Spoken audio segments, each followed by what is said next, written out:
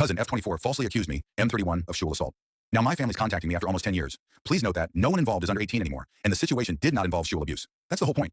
Hi, I've never had an account on Reddit before, but someone on another forum linked this subreddit, and I've been reading some stories. If this is the wrong subreddit, please let me know. Also, English is not my first language, so bear with me. It's pretty much like the title says. I just feel so lost on what to do. This is tearing up wounds and old rage is building again. Let me give some backstory. I grew up in what was probably the most normal of normal households. Parents worked a lot, but still managed to care for me and my 3 older sisters. We were never super close as a family, but never had any issues either. Same goes for my extended family. They always lived a few hours away, but we saw each other during summer holidays or Christmas and always got along great. But when we got older, we naturally grew apart as everyone had their own lives.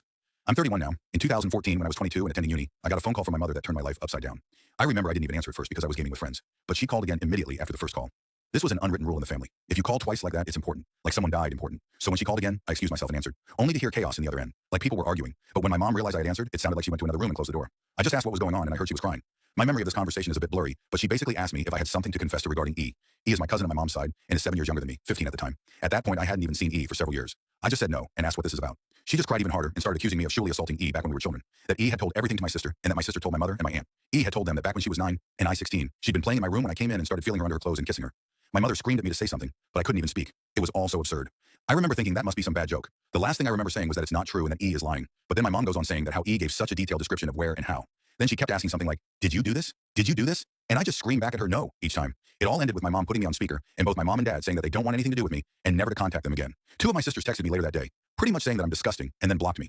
I know it's weird, but after that call, I went to have a long shower. To this day, I still don't know why I did that. After calming down, I started calling and texting everyone, even E. No one answered and the ones who hadn't blocked my number by then quickly did so. The only thing I heard back was from my father, who texted me to stop contacting them and that they need to heal. That was 9 years ago, and I haven't spoken to anyone in my family since that day. To say this fucked me up is an understatement. I was living in a haze for weeks after that and hardly ate at all. It didn't help that this was right before I was supposed to defend my bachelor's thesis and was already stressed out. Luckily, my co-writer sensed something was up and saved me by controlling the conversation so that I got the easy parts. Without him, I sure I would have failed. Needless to say, no one came to my graduation, then started the worst period of my life. I spent the first year expecting the cops to knock on my door and arresting me for sexual abuse. I didn't land any jobs, just living off my saved money. I drank a lot and did oxy. I also grew resentful and violent. The only reason I didn't hurt anyone is because no one was around. My neighbor called the cops on me once after I had smashed a glass, but I managed to convince the officers that I had just dropped it, and they went away since there were no others inside my apartment. Instead of sleeping, I spent my nights planning how I could hurt E and make sure no one ever found out. Even thinking how I could actually do the things she'd accused me of, but much worse. I know I'm not proud of that. I landed my first real job in my field in late 2015. Only then did things start to improve. I focused all my time on my job, as it gave me something normal to do. Recovery was a slow process, but I drank less, sober now for 4+ years, and smiled more. I lived cheap and earned good money, so I made a point of buying myself a nice gift for my birthdays, a VR headset, a motorcycle, Lego, etc. And last year I moved from my shitty apartment and bought a small house. It was an old dream of mine to have my own garage and a garden to care for. This has boosted me even more, so my life is okay now. I still got problems. I've been on antidepressants for the last few years, and while they help, it's not in a happy way. They simply remove the dark thoughts and replace them with dead ones. My trust in other people is close to non-existent. I've tried dating, but only been on 2 dates with 2 different women. It's really hard to speak like a normal person when it comes down to it. And what would I tell a potential partner when she asks about my family? Oh, you know they accused me of a heinous crime, and we're not talking anymore. But I didn't do it, I swear. My field is very male-dominated, so the only woman I really speak to is my therapist, who I like a lot. If this text was difficult to follow, I apologize. I'm not good with words on the best of days, and I started rambling a bit when it all came back to me. It's already getting long, so I will fast forward to my current issue. A few days ago, I received a text from my mother. It felt unreal, and I was scared to open it at first, so I just stared at the notification for hours before opening it. Yesterday, another text followed. Translated, they basically say, Text 1. Hi, it's been so long since we talked. We miss you and want to know how you're doing. Know that we love you and always will. Mom and Dad. Text 2. Hi. We understand if you don't want to talk to us after what happened, but please listen. Last month, the subject of you was brought up at a family gathering. During this, E was downplaying everything that had happened to her. It got so awkward that she finally admitted that nothing happened and that she probably just dreamt it. We were all appalled by this. When we last spoke, we wanted to protect E and did the only thing we thought we could do. We know that's not excusing how you were treated. What E did was wrong and we're all angry at her. We have called everyone that knew and told them the truth. We all want to speak with you, and your sisters want you to meet their families. Please write back if you can find it in you to forgive us. Mom and Dad. So yeah, that's my situation right now. I haven't answered, but they no doubt know I've seen it. Truth be told, I'm seething. So many old shitty memories are now stirring again. I don't want to forgive them, and I wouldn't trust myself to be in the same room as them right now. Part of me wants to call my family and unleash everything on them, to guilt them with everything I went through until they all hit their rock bottom.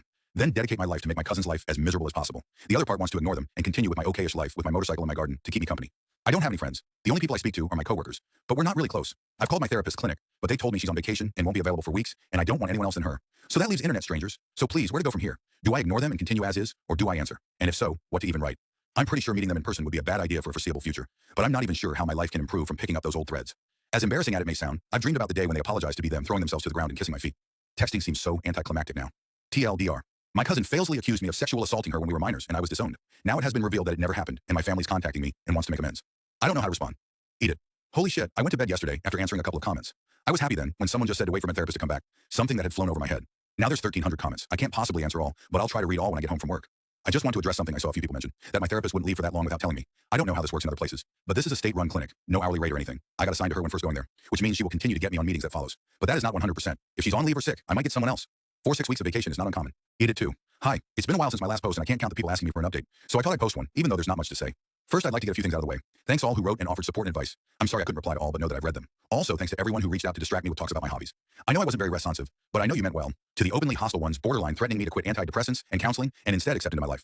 No, many people told me I should pursue legal action. I didn't mention this in my first post, but I decided against that long ago for a few reasons. Best case, she would get a slap on the wrist, and I wouldn't gain much at all. I just don't think it's worth the legal headache, and if I somehow would end up losing, I'll owe her legal costs. I've met my therapist. I was first scheduled for September, but she managed to move it, and we've had 2 talks so far. She also read the original post and many of your comments. While she would have preferred me to confide in a colleague of hers, in the end, she was glad you guys told me to calm down a bit and wait. She knows firsthand how I can get when angry. I won't go through everything we talked about, but it comes down to that. I may respond to my parents at some point, but if I do, it won't be anytime soon. I've started writing everything down that I want, said to my family, and then my therapist, and I will go through those things continuously. For those who asked, they haven't tried to contact me further. I will not be updating this issue anymore. Not on Reddit, including DMs, or anywhere else, in case of more fake updates. Nor will I be commenting unless it's something very important. I don't want to be rude, and I appreciate all the support, but it really is draining sometimes. I was almost glad when the moderators locked the comments on the first post. I'd like to end by saying thanks again to all the people who's been wishing me well and checking up on me. And for the people writing to check that I'm still alive, don't worry. You don't have to do that. I'm off work for a while and not by the computer much. I'm busy painting my garage.